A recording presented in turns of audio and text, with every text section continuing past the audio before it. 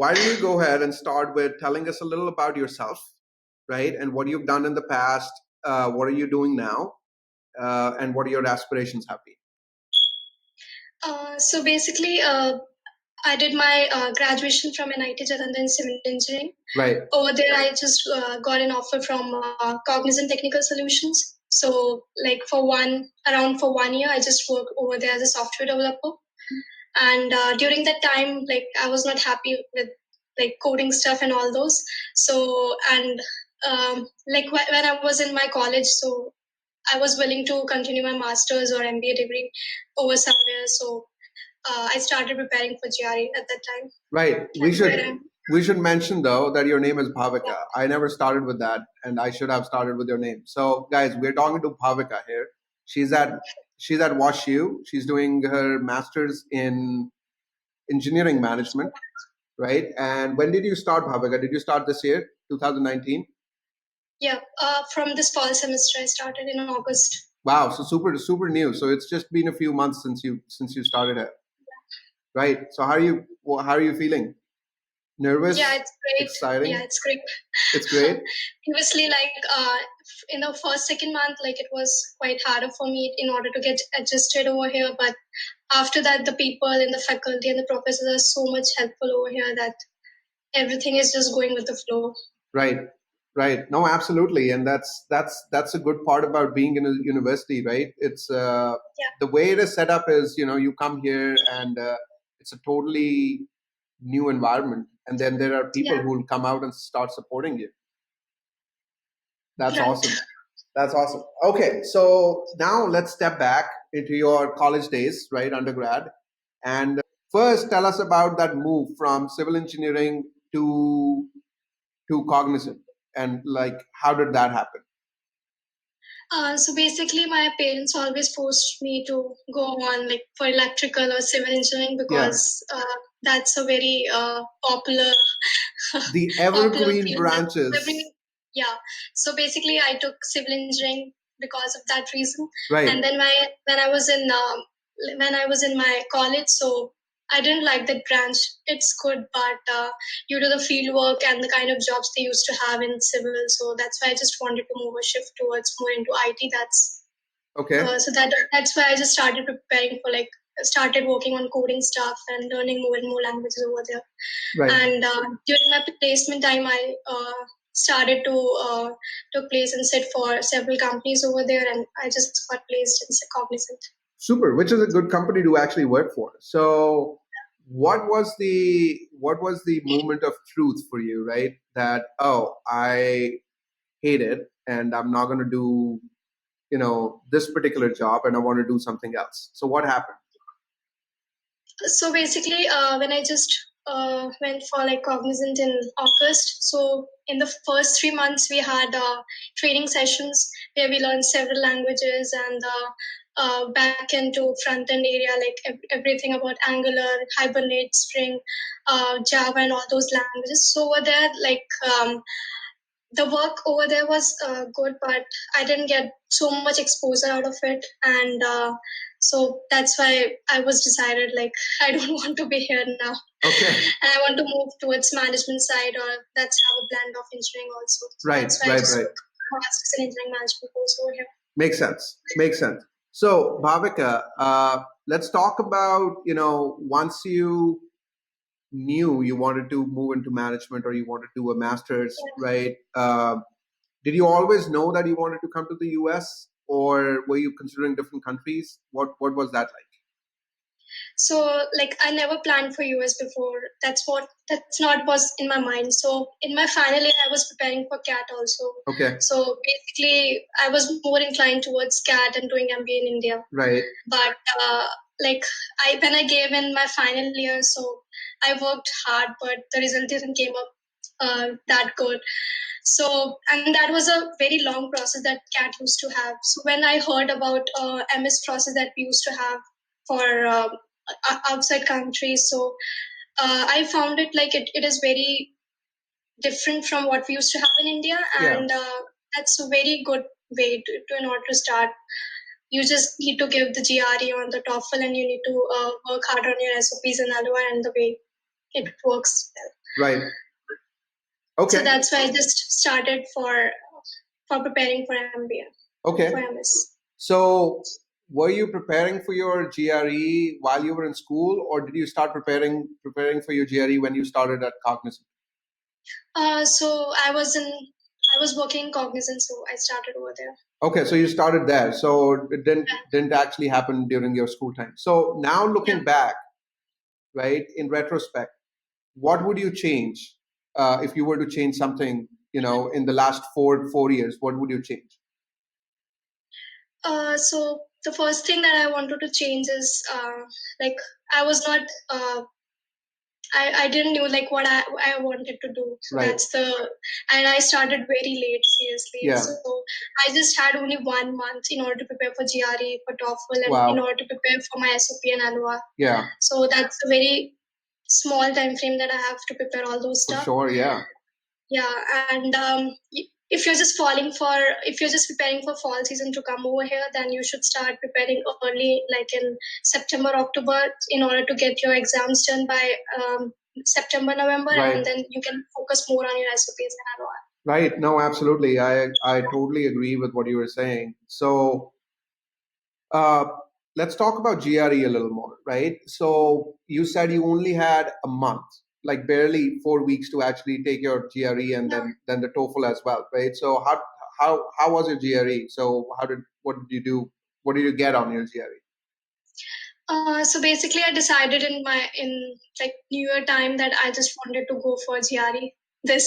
Oh wow, year. that late. Okay. So I booked my slot in the first week of January, and my exam was on first week of February. So I just barely had 1 month in order to prepare Okay.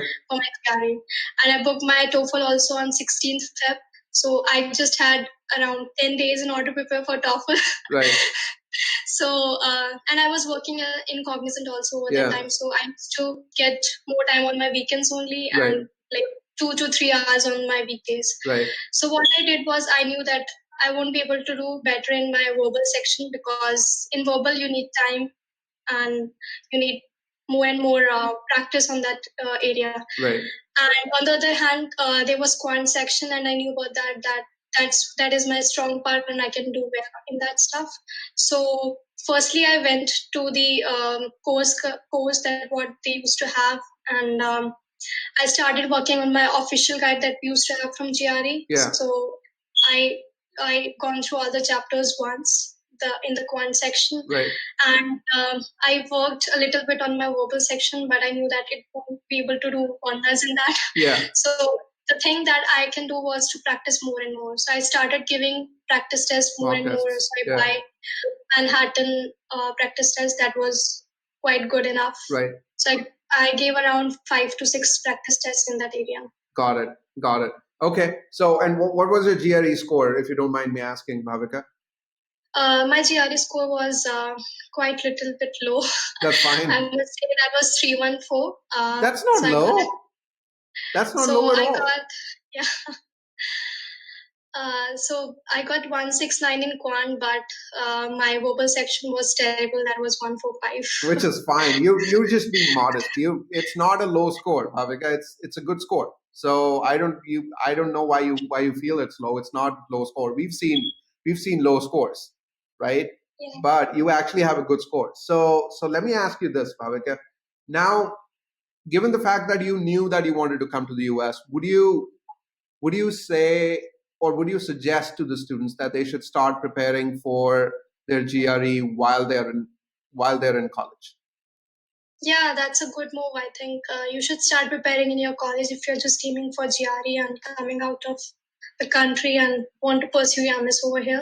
So that will help you in maintaining your time, and will help you in focus more and more towards SOP area. Right. And choosing your universities. And one of the problems that I faced during that time was like I didn't have time to in order to analyze the universities that I wanted to go for, and the course curriculum that they have. Right. So you should do a good research about the program that they have and the course curriculum they have, and in order to just shortlist your university that you wanted to apply for.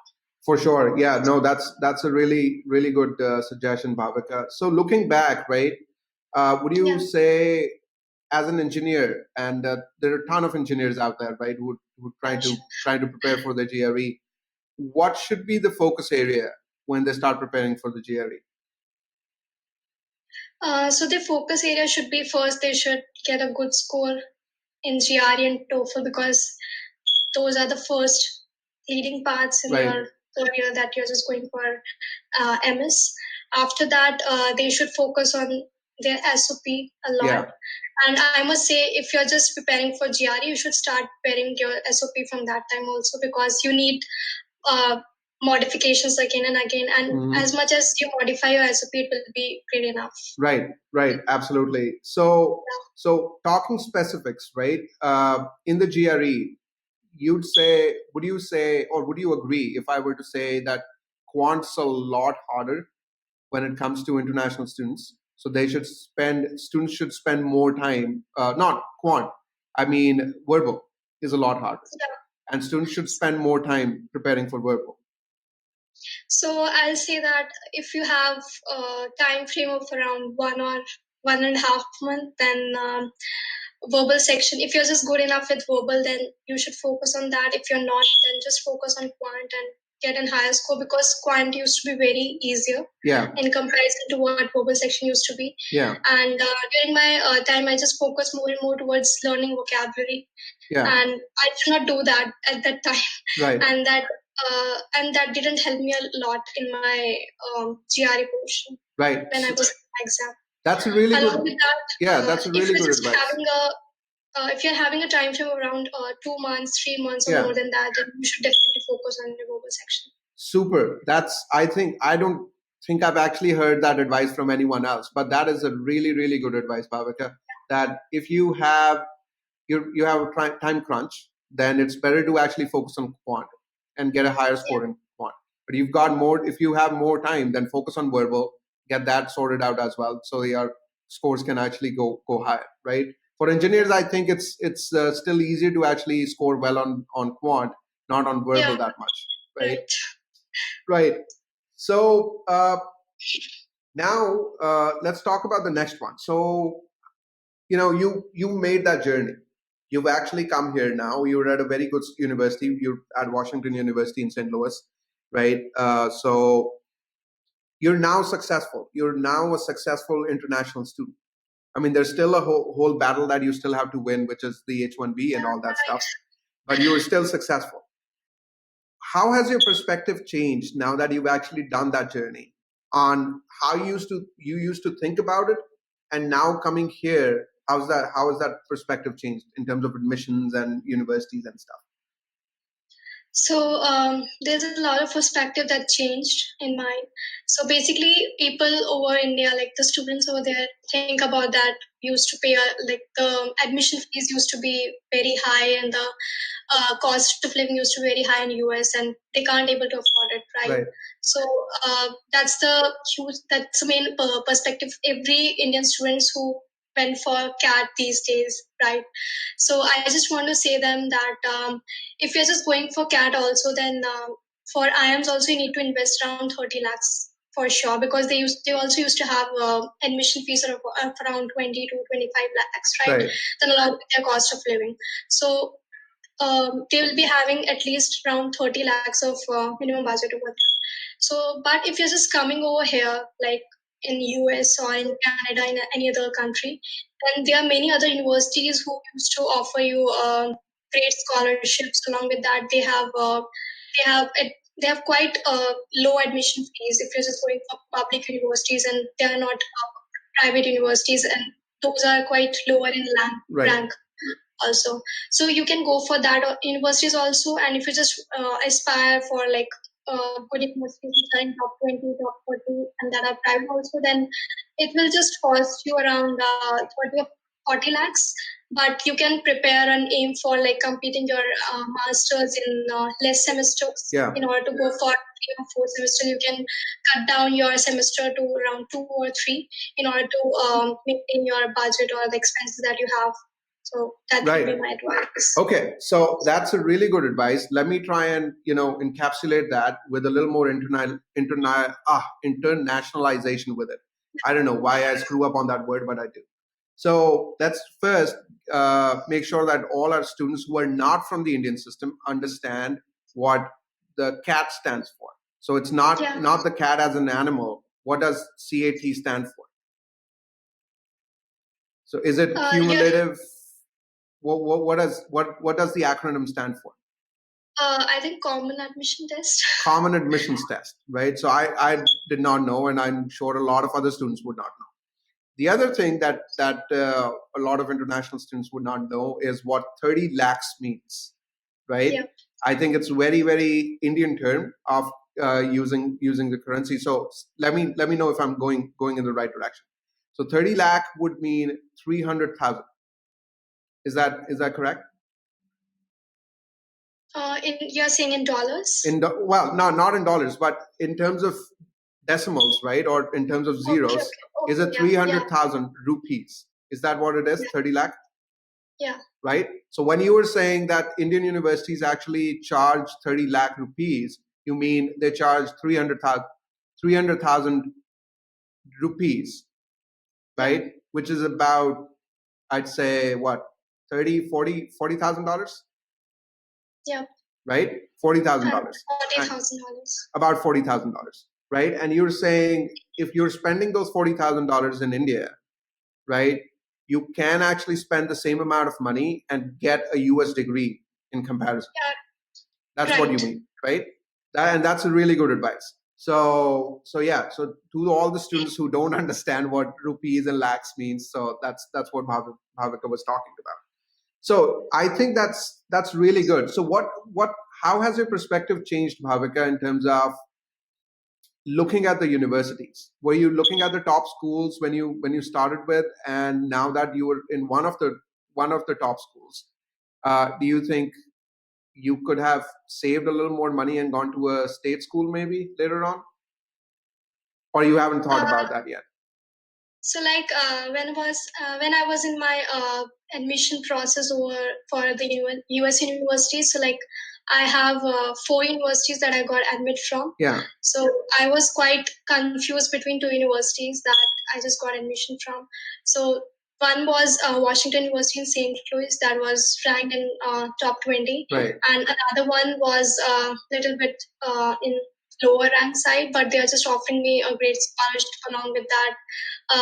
Their admission fee was also quite on a lower side. Right. So I was totally confused at the time that what should I go for, and at last I think that I'm just going to do MS just once in my life, so I should spend a great college and go. Okay. So that's came here.